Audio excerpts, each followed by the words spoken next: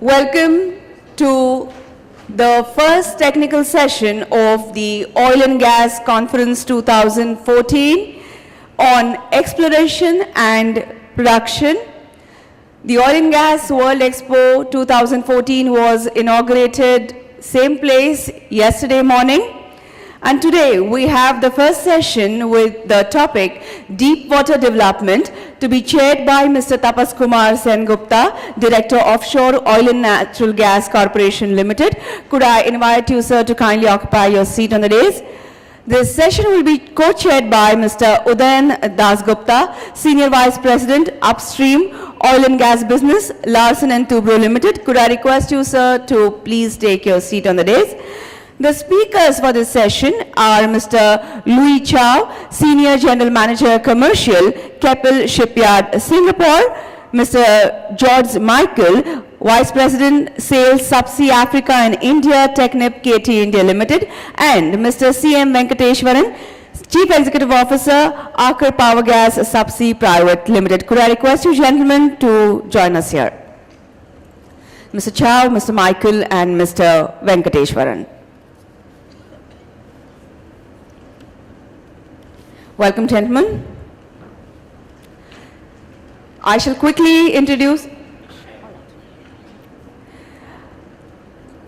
the session chairperson, Mr. Tapas Kumar Sengupta, Director Offshore Oil and Natural Gas Corporation Limited, a chemical engineer from Jadavpur University, Kolkata. Mr. Sengupta also commands a diploma in management from Indira Gandhi National Open University. He is one of the select clubs of production engineers who has a balanced exposure to both onshore and offshore oil fields operation. His onshore experience comprises well services in Gujarat and Assam for 11 long years and 4 years in Sudan as part of ONGC Videsh. His 4 years overseas tenure at Sudan as a general manager in Greater Nile Petroleum Operating Company saw an increase of the oil production through innovative engineering interventions. Of his 18 years in offshore fields of Mumbai, Mr. Sengupta served 12 years in Mumbai High in well services and successfully handled a number of production enhancement assignments. He was the project coordinator for new technology jobs like water shutoff and gas shutoff in difficult wells of Mumbai High in 1992 to 94. Mr. Sengupta was also instrumental in improving performances of ONGC's offshore sick well inventory. He was the recipient of the CMD Award for Best Production Engineer in the year 1996 and Best Professional Engineer in 2001 for the same. Could I request Mr. Sengupta for the opening remarks? Sir.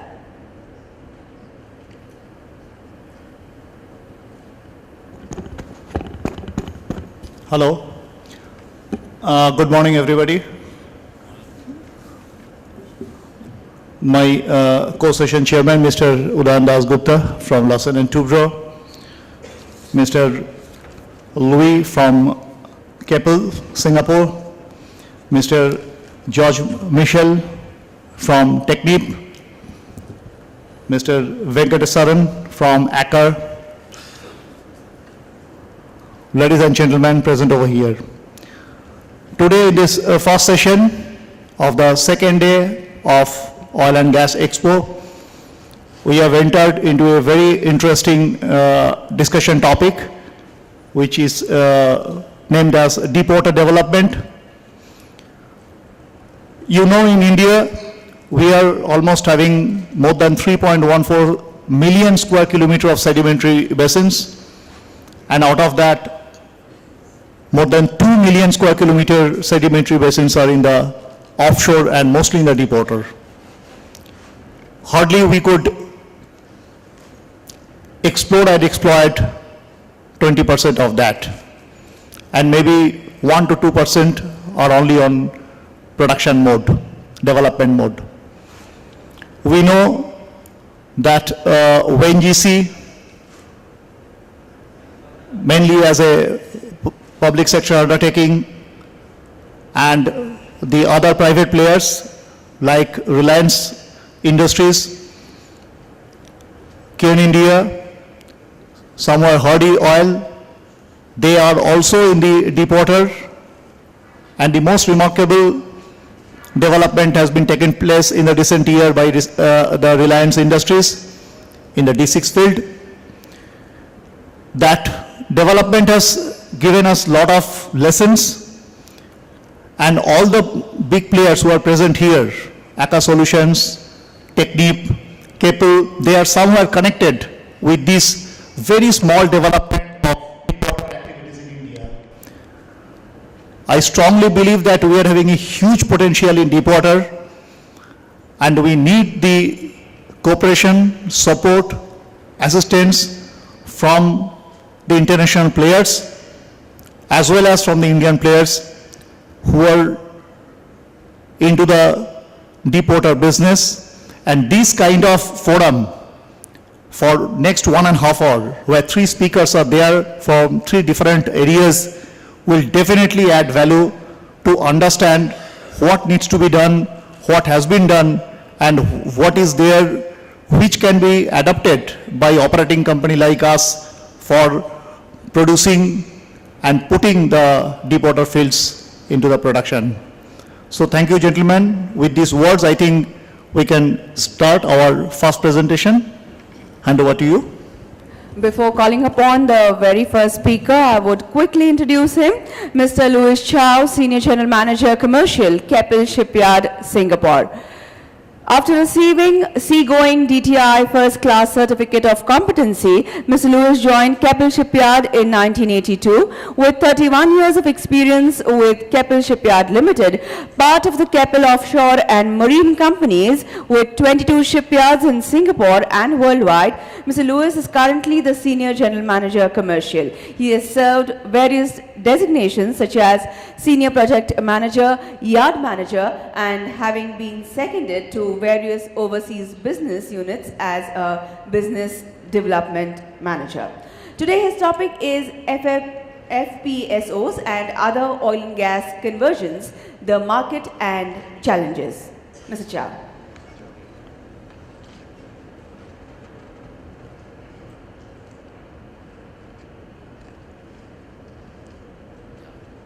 Morning, ladies and gentlemen, Chairman and Co-Chairman. It's an honor for me to be here today to share part of the Keppel experience for FPSO, as well as other oil and gas conversions, as well as to talk a little bit on the market and the challenges that we face. All right. So hopefully this can be interesting for some of you who may not be familiar with what we do in Singapore. Yeah. So a very warm welcome again to every one of you. Being the first speaker, at least let me do this honor of welcoming you as well. Thank you.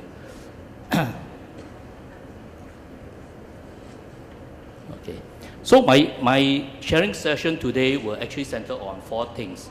I'd like to talk a bit current trends from the time FPSO conversions first started in 1981 with Keppel Shipyard. First conversion we did, and probably the first in the world. And then I follow that by talking about the potential for conversions, and as a shipyard, what we learned from the conversions, also experiences I can share with you, and of course looking to the future expectations of the market and some of the challenges as well. Current trends. Now, I think this is not new to some of you are extremely familiar with FPSO market, but just to reiterate, if you look at it on the FPSO pie chart, you'll see that the conversion market versus the new building is 70%. I tried to check back on some 2-3 years ago when I gave a talk on this, on FPSO, but a slightly different conference. The percentage has not really changed. It's still 70-30%. Although the new building tends to be larger nowadays. I'm talking about pure numbers. Now, then if you look at the split of floating production systems, 62% making up of 171 units are FPSO. So it's very interesting because we feel that FPSO commands a special market because they are flexible, they are adaptable, they can be put near market, and they actually provide an avenue where they can bring the oil to the market very swiftly, right? Semi production consists of 43%, and the rest you can see consists of barges, spars, TLPs, and of course FSRU is another area I'll touch on later on as well. Now if you look at the global market, where are all these 171 FPSO are deployed currently? Well, you can see the green boxes. If you look at Southeast Asia will comprise of Vietnam, Thailand, Indonesia, Malaysia, and so on, 22, all right? Then we have West Africa. Of course, West Africa has been the predominant market for a long time. And Brazil has been a very strong market as well, although they took a slight dip in a couple of years, but the forecast is that they will continue to be the major offshore market requiring FPSO. And you look at Europe, it's also 22, no doubt their vessels are smaller in size, and then the rest are scattered all over the world. Australia as well, in the northwest shelf, and New Zealand, there are 2 FPSO. China have their own market. It's a very special market. They build their own FPSO, so they are very special. If you look at the blue dots, some of you might ask what they are. Actually, I'm from Keppel Shipyard. Under Keppel Offshore Marine, we have operational centers, all right, because we adopt a near market, near customer strategy, more for our offshore, especially the semi, the drill ship, and also FPSO. So the blue dots are areas worldwide that we have operational centers, meaning to say that either fabrication facilities or shipyard. A little bit about Keppel Shipyard history. We started our first conversion in 1981. It was the FPSO-2 for the Cat Lau field in Philippines. There's a bit of a confidential information here. The Cat Lau field, there's still oil in the Cat Lau field. So there's potential that there could be a marginal FPSO type or MUPU with storage that can be utilized to take out the remaining oil from the Cat Lau field. So you see, 1981, now it's 2014. So if you look at the growth of the FPSO conversion work done by Keppel Shipyard itself, in 1981 to 2002, we were number 41, and today we are more than 110. This 110 actually comprises of majority are FPSO, some FSO, a few FSRU, EPV is early production vessels, or they call it EWT. Right. So you can see the growth has escalated from the last 10 years from 2003 to 2010, from 46 to 110. So this more or less mirror the demand of FPSO worldwide. So what are the FPSO jobs that are currently being contracted? That means work in progress. They are not deployed yet. I extracted some information from the IMA report, which is actually a very good report, which we make use a lot, as well as our internal information. And the numbers may not be very accurate because depending on where you get the information from, Wood Group and so on, and different analysts, it may differ slightly as to the categorization of the numbers. But nonetheless, it's a trend that is really interesting. As I speak, Brazil, work in progress, 27. The breakup is there, you can see, consists of not just integration, but new build and topside fabrication as well. In Europe, 2, Africa, 3, Middle East. Middle East is a very interesting one because it is the MWCC, as some of you may know. It is the Marine Well Containment System, right? The 10 or 12 oil companies has put in money together to handle any oil spill that can happen in the Gulf of Mexico, for example. Korea, new build. China, coming up. And of course, Singapore. Related to FPSO, we are also in the FSRU market for conversions, as well as for new buildings. But if you look at it, the FSRU that are currently deployed all over the world, Actually, there are only about 4 converted out of the 9. Right? The rest are new built. And you can see Middle East 2, Europe 1, China 1, Southeast Asia 1, Brazil 2, Argentina 2.